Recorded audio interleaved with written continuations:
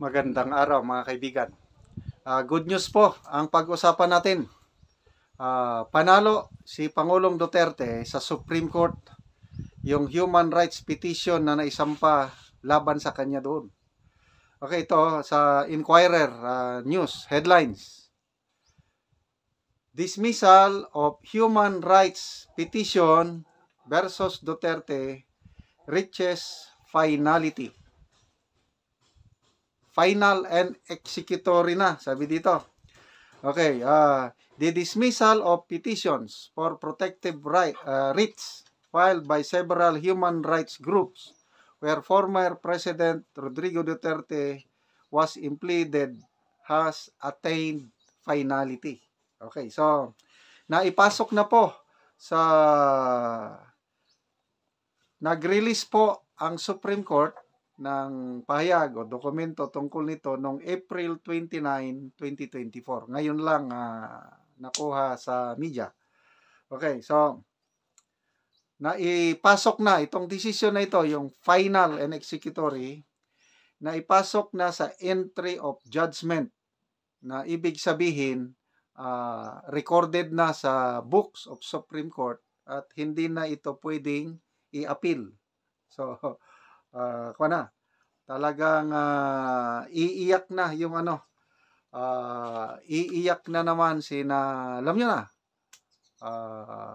Risa Ontiveros, Leila de Lima. Ganito kasi may i-file na kaso nun, tong karapatan, yung mga leftist groups. So, idinamay nila si PRRD nung presidente pa siya. So, talo sila sa lower court. Pagdating sa Court of Appeals, talo pa rin sila.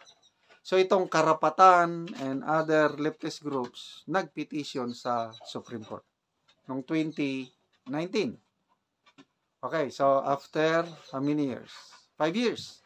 Ito na, nagdesisyon na ang korte, final and executory, walang kinalaman, walang pananagutan si PRRD doon sa sinasabi na pagkamatay, yung alleged extrajudicial killings related sa kampanya niya noon laban sa bawal na gamot.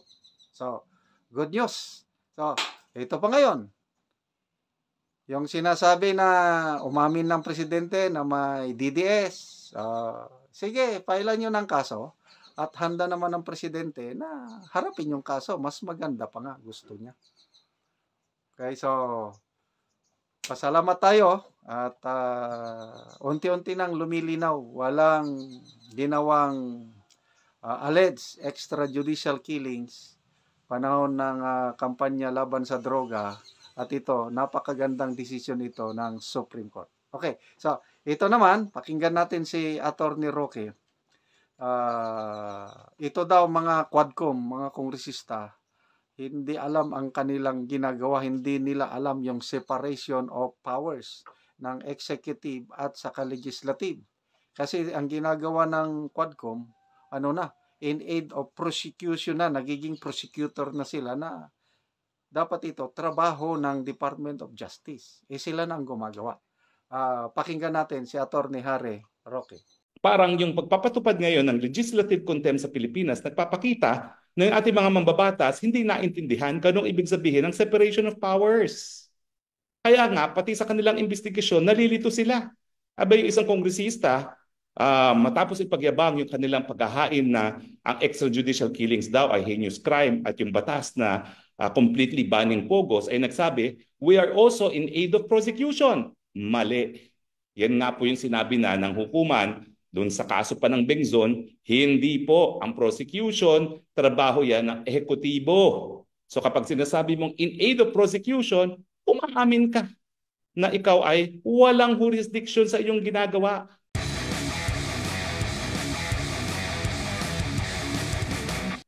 Well, ano bang pag-uusapan natin? Well, una-una, nabalitaan nyo na. No?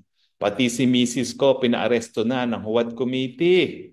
Naku, alam mo, naalala ko tuloy yung mga pelikulang nakikita ko ng mga panahon ng medieval times na kapag hindi nakuha yung lalaki, kukunin yung buong pamilya.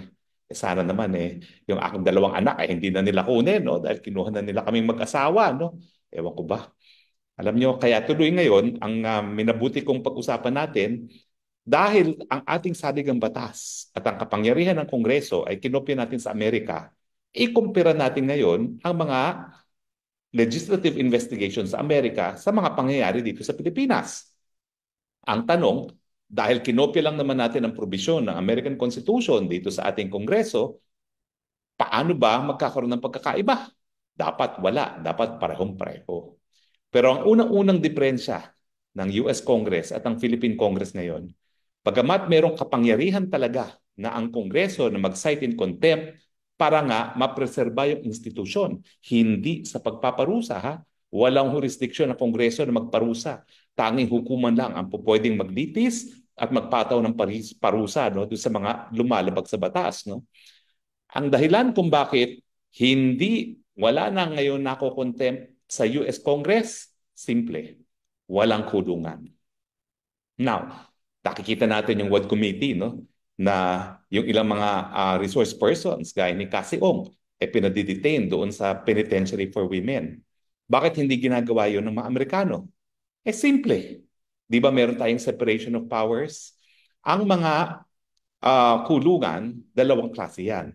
Yung hindi pa napapatunayan nagkakasala, na nasa ilalim ng DILG, at yung mga napatunayan na nagkasala, yun yung Muntinlupa na nasa DOJ. Ang pagkakaiba niyan, yung DILG, yung mga kulungan ng mga linilitis pa, yan ay para magkaroon ng jurisdiksyon ng hukuman doon sa pagkatao ng nasasakdal unless sila ay nagpiyansa. At mapapansin natin na ito ay isang trabaho ng ehekutibo dahil ang mga local government units at saka ang BGMP ay nasa ilalim ng ehekutibo. Totoo po yan, nakikipagtulungan sila sa hudikatura.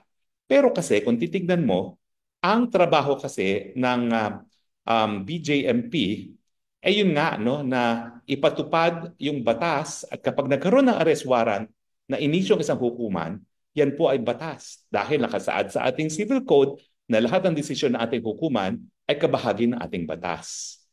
Ang contempt order ba ng isang parte lamang ng Kongreso, okay? Isang kapulungan ng Kongreso, yung Kamara de Representante, yan ba'y batas? Hindi po. Dahil ang batas, ayon sa ating saligang batas, dumadaan sa tamang proseso. Dalawa pong kapulungan ang dapat mag-usap, mabalitaktakan sa lahat ng panukalang batas. At kinakailangan po yung parehong Kongreso at Senado magkasundo na ito nga ay gagawin nilang batas. Siyempre, dapat dumaan yan sa 3 readings. Pagkatapos, magkakaroon ng reconciliation kung magkaiba yung bersyon at lalagdaan ng presidente para maging batas.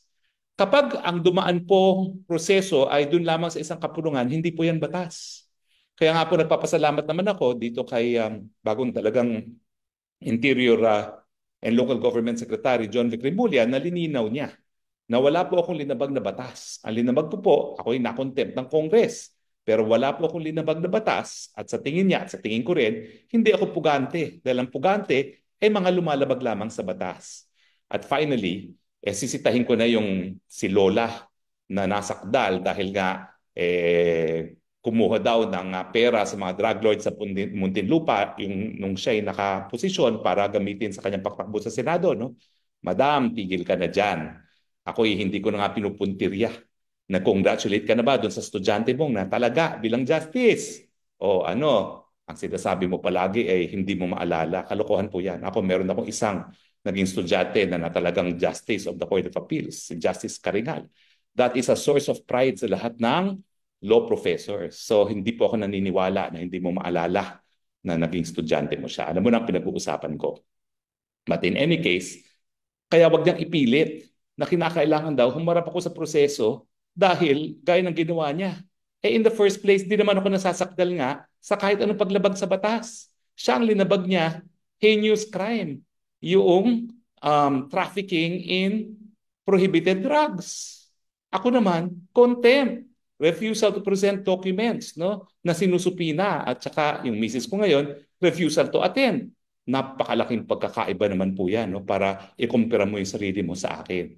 Ayaw ko na sanang pansinin ito dahil alam ko, KSP naman yung lolang yan at panahon ng eleksyon, abay sumasakay doon sa usapin na tungkol sa akin. No? Pero ayan po, malinaw po ha.